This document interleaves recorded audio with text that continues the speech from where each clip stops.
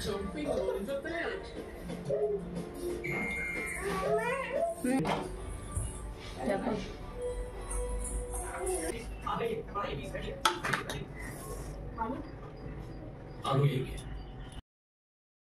Hello everyone, শুভ সকাল। কেমন আছো সবাই? আশা করছি ঈশ্বরের কৃপায় সবাই ভালো আছো। আনু অ্যান্ড সানু সিবলিংস একটি ব্লগে তোমাদের স্বাগত জানাই। দেখো বন্ধুরা, এই যে বেডশিট ঠিক করছি। দেখো ওরা কিন্তু বেডের উপর উঠে পড়েছে। ওরা বেডশিট ঠিক করতে দেবে না, ওরা নাচানাচি করছে। আমি ওদেরকে নামতে বলছি তবুও নামবে না। ওরা বলছে না নামবো না। যে আমার মেয়েকে বলছি আর সানুকে বলছি যে নেমে পড়ো। তারপর পাপ্পা এসে আবার নিয়ে গেল, বাইরে নিয়ে গেল। আর আনু এই যে ঘোরাঘুরি করছে। আনু আবার উপরে উঠে পড়েছিল, ওকে আবার নামিয়ে দিলাম।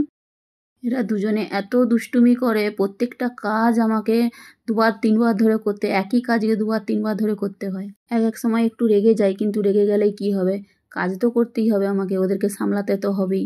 একটা বাচ্চা হলে এত দুষ্টুমি করে, কিন্তু একজনের দেখে একজন, দুটো বাচ্চা থাকলে একজনের দেখে একজন তো দুষ্টুমি করবেই। এইভাবে এরা বেশি দুষ্টুমি করে। এই যে রান্নাঘরে চলে আসলাম। আজকে ব্রেকফাস্টে ব্রেড খাওয়া হবে, বাটার দিয়ে সেঁকে নিচ্ছি। ওরাও খাবে, আনু সানুও খাবে। রোজ রোজ কি ব্রেকফাস্ট করা যায় বলো তো। ব্রেডটা সেঁকে নিচ্ছি, এক সাইডে চা বসিয়ে দিয়েছি। চা কিন্তু আবার আমাদের দুজনের আলাদা আলাদা। আমাদের আনুর পাপ্পা খায় দুধ চা, আর আমি খাই আবার লাল চা। আমি সকালবেলায় দুধের চাটা খাইনি, কারণ কি আমার অ্যাসিডিটিটা হয়, অ্যাসিডিটি খুব হয়, তাই সকালে আমি লাল চাটাই খাই। আমার তো আবার ব্রেড খেলেও অ্যাসিডিটি হয়ে যায়, কিন্তু কি করব, খেতে তো হবেই, খাবো তো অবশ্যই, না খেলে হয়? বানাবো আর খাবো না, এটা হতে পারে নাকি? এই একটা দুটো খেয়ে নিই। এই যে চাটা হয়ে গেছে, চাটা গড়িয়ে নিচ্ছি। বন্ধুরা তোমরা বলে চাটা কিরকম কালো কালো হয়ে গেছে। না, চাটা কালো হয়নি, কিন্তু চায়ের উপরে একটা স্তর পড়ে গেছে, সেটাই কালো লাগছে। কিন্তু এই যে চা দেখো কত সুন্দর হয়েছে। সানু চলে এসেছে, ব্রেড নিবে বলে হাত বাড়িয়ে ব্রেডটা একটা নিতে যাচ্ছে, কিন্তু গরম বলে আর নিতে পারে না। ওকে বললাম চলো সেখানে যেয়ে বসে খাবে, না ও তবু একটা নিয়ে নিল। এই যে আমারও লাল চা হয়ে গেছে, নিয়ে নিয়েছি। রান্নাঘরে আসলেই হলো, ওরা দুজনে পেছনে পেছনে ঠিক চলে। পাপা ঘরে থাকলেও পাপার কাছে বসবে না, আমার রান্নাঘরেই সব কিটির মিটির চালু। চলো চাটা খেয়ে নিই, খেয়ে নিয়ে তারপরে তো এবার কাজ চালু, রান্না বান্না। রান্না আজকে একটু ঝামেলা আছে, কারণ একটা ভালো জিনিস বানাবো, অনেক দিন হয়নি। এই বাচ্চাদের জন্য আমি করতে পারিনি, এদের ঝামেলায়। এদের দুজনে ব্রেড খুব পছন্দ, কিন্তু ব্রেডটা অতটা দিইনি, নানো রুটি কোলা এইসব দিয়ে ওদেরকে দিই, মাখানা দিই। আজকে অনেক দিন পরে ব্রেডটা দিয়েছি, কারণ শরীর খারাপ হয়েছিল, ডক্টর ব্রেড বিস্কিট এইসব দিতে বারণ করেছিল। তা আজকেই এই ব্রেডটা আবার অনেক দিন পরে দিয়েছি। ওরা পছন্দ করে খুব, ওই যে খাচ্ছে আনু সানু দুজনেই। আমাদের থেকে আগেই চালু করে দিয়েছে। ওরা খাওয়ার থেকে বেশি নিচে ফেলায়, আর খাবে তো কম, কিন্তু খাওয়ার জিনিস সব কিছু নিচে ফেলিয়ে সেখান থেকে গুড়ি গুড়ি খাবে। তোমাদের কাদের বাচ্চা এইরকম নিচে ফেলিয়ে খায়, একটু কমেন্ট করে জানাবে তো। আনুটা বেশি খাবার নিবে, পুরো সব নিচে ফেলিয়ে দিয়ে আবার সেখান থেকে গুড়ি গুড়ি খাবে। আনু তবু ঠিকঠাক খায়, একটু আধটু যেতটাই খাবে মোটামুটি। এই যে দেখো আনু কি করছে, নিচে ফেলিয়ে দিয়েছে। এই যে নিচে থেকে আবার গুড়ি গুড়ি হয়, কখনো কখনো তো পুরো সব কিছু ছড়িয়ে ছিটিয়ে দেয়। টিভি দেখতে দেখতে খাচ্ছে। সবাই বলে দুটো বাচ্চাকে তুমি একা কী করে দেখবে, একটা লোক রেখে দাও। কি লোক রাখবো বলো দেখি। আর এরা যখন 3-4 মাসের ছিল, তখন একটা লোক মানে মেয়েকে রেখেছিলাম। সে দুদিন থেকে এদের সে দুদিন এসেছিল, দুদিন এসেই এদের কান্নাকাটি দেখে সে আর কাজে আসলো নি। ও মা, এরা যে কি কাঁদে গো। বাচ্চা তো কাঁদবেই, কিন্তু এরা যেন একটু বেশিই কাঁদে, ছোটোবেলা থেকে একটু বেশিই কাঁদে এখনও অবধি। আমাদের সানু তো সব সময় কোলে নাও কোলে নাও, এত কাঁদবে, সে কোলে নিয়ে আমাকে রান্না করতে হয়। আনু তবু নিচে একটু আধটু খেলা করে, কাঁদেও শুদ্ধ, কিন্তু খেলা করে বেশি। আনুটা আমাকে বেশি জোড়ায়। এই দেখো বেডের উপর কীরমভাবে সানু আর আনু দুজনে মিলেই দুষ্টুমি করছে। পড়ে গেলে মাথায় লেগে যাবে, কতবার বলি, তবুও শুনবে নি। এই যে এখনও হাসছে।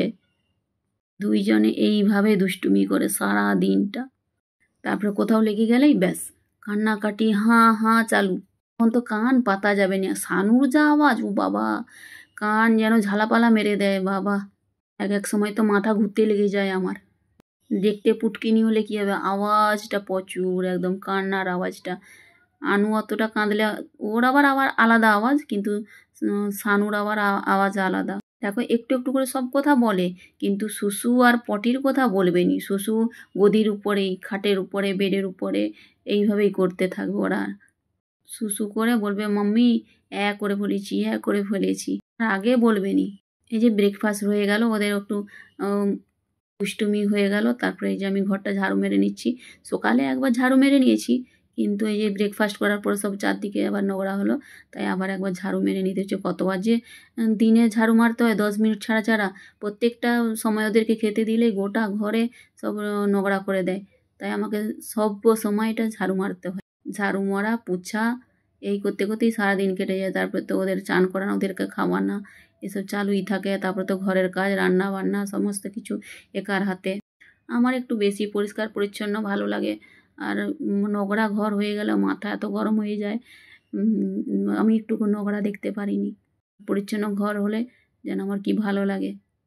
দুটো বাচ্চা আছে, কিন্তু ওদেরকে সামলেও আমি ঘর দর একটুকু নোংরা রাখতে জানি। যখনই ওরা নোংরা করে, আর একটু ঘুমিয়ে গেলেই আবার সব তুলে আবার ভালো করে পরিষ্কার পরিচ্ছন্ন করি। বেড হোক যাই হোক, কতবার বেডও আমাকে পরিষ্কার করতে হয়। শুধু সকালে বা বিকালে করলেই হয়নি, আমাকে মানে প্রত্যেকটা টাইমেই আমাকে সবসময় পরিষ্কার পরিচ্ছন্ন করতে হয়। আসলে কি বলো তো, একই ঘরে রান্নাঘর, একই ঘরে শোয়া বসা, তো একটু পরিষ্কার পরিচ্ছন্ন না হলে পুরো ঘর চিটচিটা হয়ে যায়। এ তো ঘরের মধ্যেই রান্নাঘর তো। আর বাঙালিতে তো জানো কীরকম, মাছ মাংস, এই তরকারি 2-3টা, তেল উড়া, সব ফ্রাই করা, এইসবের তেল তো প্রচুর উড়ে। আর তেল উড়ে পুরো নিচেটা ফ্লোরটা তো পুরো চিটা চিটা হয়ে যায়। কতবার ওই জন্য মুছতে হয় আমাকে। আর বাচ্চা টাচ্চা আছে, সব এটা ফেলায় সেটা ফেলায়, আরও চিটানি হয়ে যায়, তাই আমাকে সবসময় মুছতে হয়। এই যে আমি একটু তেল গরম করে দিলাম, তেলটা ঠান্ডা হয়ে যেতে ওর পাপাকে দিতে, ওই যে মালিশ করে নিচ্ছে। মালিশ তো করেনি, আজকে কি মন গেল, তাই বলছে আমি মালিশ করেছি, দাও তেলটা। বলে ওই যে আমি দিয়েছি তেলটা, গরম করে ঠান্ডা করে দিয়েছি। এই যে দেখো, এরা দুজনে একবার ঘুম থেকে উঠলে স্নান করার জন্য ছটপট করে একদম। এই যে তেলটা কোনো রকমে মালিশ হয়েছে, একদম দৌড়ে দুজনে বাথরুমে চলে আসছে। গরম জলটা ঢালারও তৎসয়নি, গরম জলে ওদেরকে চান করাই রোজেরই। আমাদের এখানে জলটা না, নলের জলটা খুবই ঠান্ডা, তাই প্রত্যেকেই আমরা গরম জল করেই স্নান করি। একদমই উঠতে চাইবে না, এই যে জোর করে উঠাতে হয়। আজকে তাই যে উঠে পড়েছে তাড়াতাড়ি। আনুকে যে স্নান করিয়ে দিয়েছি, গাটা মুছিয়ে দিচ্ছি। ওর পাপাকে বলছি যে তুমি নিয়ে যাও। এই যে চলে এসেছে। ওদেরকে আবার এই টাওয়েল পরিয়ে দিতে হবে, নাহলে বাইরে আসবে না। এই যে সানুকে এবারে স্নান করিয়ে দিই। সানুর স্নান হয়ে গেছে, এই যে চলে এসেছে সানু, হাসতে হাসতে চলে এসেছে। আচ্ছা, ওদেরকে গাটা মুছিয়ে দিয়েছি। ওর পাপা জামা পরাচ্ছে, আমি ততক্ষণে রান্নাঘরে চলে এসেছি। এই যে আজকে একটা ভালো জিনিস রান্না হবে, যে বিরিয়ানি করব।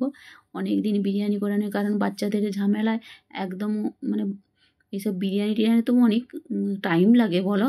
এইসব কত কিছু ওদের মশলা টশলা এইসব বানাতে হয়, ওই জন্য আমি টাইম পাইনি জানো।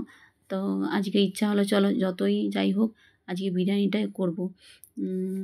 বাসন কুসন এই যে ব্রেকফাস্ট যে হলো সব, তার বাসনগুলো ধুয়ে নিয়েছি। সব কিচেন আবার ভালো করে পরিষ্কার করলাম, করে তারপরে এবার রান্নার সব জোগাড় হবে। চালটা ধুয়ে নিয়েছি, চালটা ধুয়ে আগেই আমি ভিজিয়ে দিয়েছি, আধা ঘন্টা হয়ে গেছে। তারপরে এই যে যেটা ভাত হবে সেটা যে জল নিয়ে নুন আর একটু লেবু এটা দিয়ে নিচুড়ে দিয়েছি, কারণ লেবুটা দিলে না ভাতটা একটু সরসরা হয়, তো একদম মানে ঝরঝরা হয়, একটার গায়ে একটা লাগবে নি। আমি তো তেল দিইনি, কিন্তু লেবু দিয়ে আর নুন দিয়ে ভাতটা আমি করে নিই, কিন্তু খুবই ভালো হয়, একদম ঝরঝরা হয়। তারপরে এই যে গরম মশলা, সব গোটা গরম মশলা দিয়ে দিলাম, কাজু দিলাম। বিরিয়ানিতে কাজু দিলেও ভালো লাগে, তাই আমি একটু কাজু দিয়ে দিলাম। তারপরে এই যে মটর, এখন তো শীতের সিজন, মটরটা আছে তাই দিয়ে দিলাম আর কি। এই চিকেনটাকে নিয়ে নিয়েছি, প্রথমে একটু লবণ দিয়ে দিয়েছি, সেটা দেখাতে পারিনি। হলুদ দিলাম, লাল মির্চি পাউডার, ধনিয়া পাউডার, জিরা পাউডার দিয়ে একটু মাখিয়ে নিচ্ছি। নুনটা মশলাটা ভালো করে যাতে চিকেনে লেগে যায়, তাই ভালো করে মাখিয়ে নিলাম। তারপরে যে দইটা যে মাখিয়ে নেব, আমি একসাথে দিইনি, আগে একটা যে নুন লঙ্কা হলুদ এইগুলো আগে মাখিয়ে নিয়েছি, তো ভালো করে যাতে চিকেনের গায়ে লাগে, তাই দইটা আবার একটু পরে দিলাম, পরে দিয়ে একটু আর এই যে মাখিয়ে নিলাম। তারপরে এই যে আদা রসুন পেস্ট যেটা করেছি সেটা ওই যে 2 চামচের মতো দিয়েছি। আর বেরেস্তা যে বানিয়েছি ওই বেরেস্তা থেকে একটু নিয়ে মাংসতে ম্যাগনেট করার সময় আমি একটু মাখিয়ে নিচ্ছি। তারপরে তো বিরিয়ানি যখন ভাত হবে তখন উপর থেকে ছড়ানো হবে। আচ্ছা, যেটায় বেরেস্তা বানিয়েছিলাম না, সেই তেলে একটু আবার ঘি দিয়ে দিচ্ছি। ঘিটা গরম করে নিচ্ছি, কারণ কি ঘিটা কাঁচা ঘি দিলে একটা এরকম গন্ধ করে, তাই আমি গরম করে আগে রেখে দিলাম। ওটা যখন আমি বিরিয়ানির জন্য সাজাবো তখন ওই গরম ঘিটাই দেবো। এই যে গরম মশলা তেলে দিয়ে দিলাম, তেল আর ঘি। তো ওটা একটু তেলটা একটু কম কম লাগছিল, তাই উপর থেকে আবার একটু তেল দিয়ে দিলাম। এই যে পেঁয়াজ কুচিয়ে 2টো পেঁয়াজকে কুচিয়ে তেলে দিয়ে দিলাম। এই যে একটু ভাজা হয়ে যাক, ভাজা হয়ে গেলে টমেটো দিয়ে দেবো। আমি তো টমেটো পেঁয়াজ একটা পেস্ট করে রেখেছি, তো সেটা তো কম করেই রেখেছি, কারণ একটা টমেটো এমনিই দিচ্ছি। আর সেখানে একটা টমেটো আর একটা পেঁয়াজকে বেটে রেখে দিয়েছি। এই ম্যাগনেট করা চিকেনটা আবার দিয়ে দিয়েছি। ম্যাগনেট করা চিকেনটা আগে ভেজে নেবো পেঁয়াজ আর টমেটোর সাথে। এখনও মশলা তো দেওয়া হয়নি, আদা রসুন আবার দেওয়া হবে। আদা রসুন আর পেঁয়াজ টমেটো যে বেটে রেখে আর চিকেনটা একটু ভেজে নিচ্ছি। চিকেনটা ভেজে নিলে কী হয় বলো তো, মানে খুব সুন্দর সিদ্ধ হয়ে যায়। নাহলে মশলা দিয়ে দিলাম, সিদ্ধ তো হবে কিন্তু তা এর টেস্টটা আলাদা হয়, আর ভেজে নিলে একটু ভালো হয়, আর টেস্টটা ভালো হয়। আমি তো এইভাবেই বিরিয়ানি বানাই, খুবই ভালো হয়। এই যে পেঁয়াজ আর টমেটো যে বেটে রেখেছিলাম সেটা দিয়ে দিলাম, সেটা দিয়ে একটু নেড়ে নেব, ভাজা ভাজা করে নেব। চিকেনে হচ্ছে কষার কাছে এই সব কিছু, যত ভালো করে কষবে চিকেনের টেস্ট আরও ভালো। এই যে আদা রসুনটা যে পেস্ট করে রেখেছিলাম, এই যে আবার 2 চামচ দিয়ে দিলাম। 2 চামচ দিয়ে যে একটু নেড়ে নেব।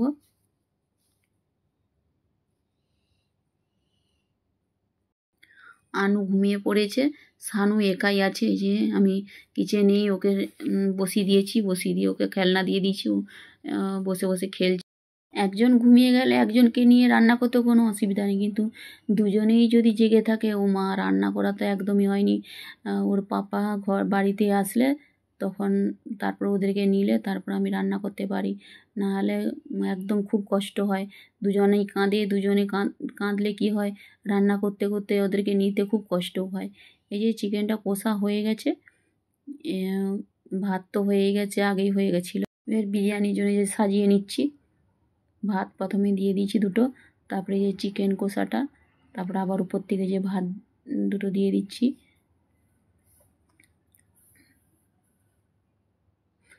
বেরেস্তা বানিয়ে রেখেছিলাম, এই বেরেস্তাটা আবার ছড়িয়ে দিলাম, ধনে পাতা ছড়িয়ে দিলাম।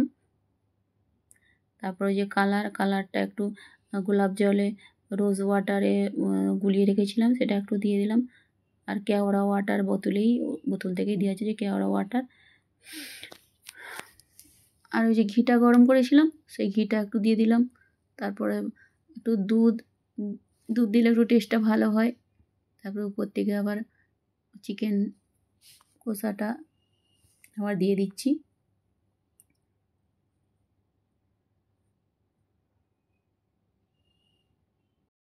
এই মহারাষ্ট্রতে, বোম্বেতে মানে বিরিয়ানি কিনতে গেলে কী হয়, বিরিয়ানির অতটা টেস্ট নয়, দেশের মতো অতটা টেস্ট নয়। তাই জন্যে বাড়িতেই মানে বানালেই ভালো লাগে, বাড়িরটাই ভালো লাগে, হোটেলের একদমই ভালো লাগেনি। তাই আমি যতটা মানে পারি আমি বাড়িতেই করি, হোটেলেরটা তো একদমই আমি নিয়ে আসতে চাইনি, আনতেও বলিনি। এই যে উপর থেকে আবার চিকেন দেওয়ার পরে, ভাত দেওয়ার পরে আবার ধনে পাতা ছড়িয়ে দিলাম, বেরেস্তা ছড়িয়ে দিলাম।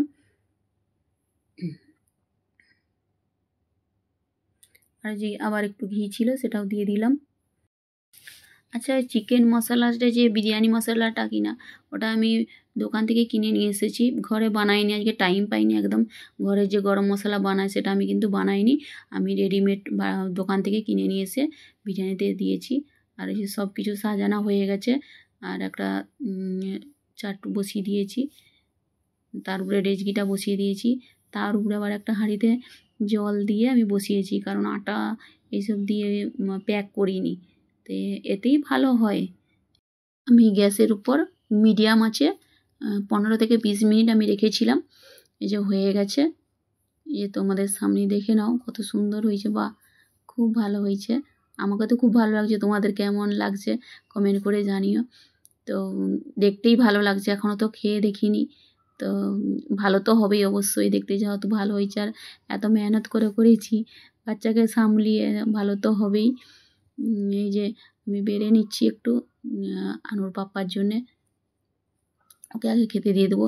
আমার সানুর তো খাওয়া দাওয়া হয়ে গেছে, ওদের খিচুড়ি বানিয়েছিলাম, ডাল চাল দিয়ে খিচুড়ি বানিয়ে দিয়েছিলাম, তো ওদেরকে খাইয়ে দিয়েছি। তারপরে যে বিরিয়ানি খাবে না খাবে, ওদেরকে তো আর বেশি খাওয়ানো যাবে না, তাই ওদের জন্য আলাদা রান্না করে ওদেরকে খাইয়ে দিয়েছি।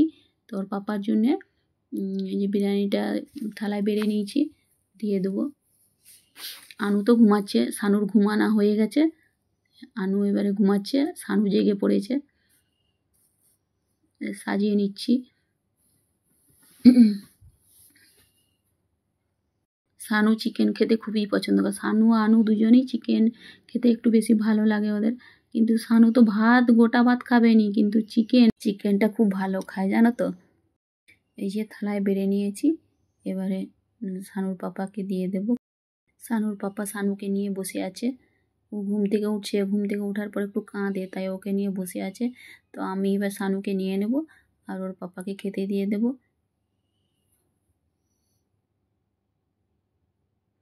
এই যে সানু আর আমার কাছে আসে না, ওর পাপার কোলেই বসে আছে, ও খাবে, বলছে আমি পাপা তোমার কাছেই খাবো। মানে বলতে তো পারেনি, এই যে খাওয়ার জন্য বসে পড়েছে, এখন একটু একটু বলতে পারে, মাম্মা পাপ্পা দাদা এইসবগুলাই বলতে পারে। আর তারপরে এইখানে যেমন মারাঠিতে কায় মান্না মাল্লা এইসব বলতে পারে, একটু একটু মানে বলতে পারে, তবে পুরো এখনও বলতে পারেনি। তো ওকে বলছি ভালো লাগছে, তো হাসতেছে। ওই যে পাপার কাছে খেয়ে নিচ্ছে একটু একটু করে, বিরিয়ানি বলে একটু খাচ্ছে, নাহলে ভাতটা একদম মুখে দিতে চায়নি, কি জোরে জোরে কাঁদবে যদি ভাতের একটা কণাও যদি ওর মুখে দিয়ে। চলো ভিডিওটা তাহলে আজকে এখানেই শেষ করছি। সবাই ভালো থাকো, সুস্থ থাকো, সাবধানে থাকো, আনন্দে থাকো। ব্লগটা কেমন লাগলো কমেন্ট করে জানাবে, ভালো লাগলে একটা লাইক করে দেবে।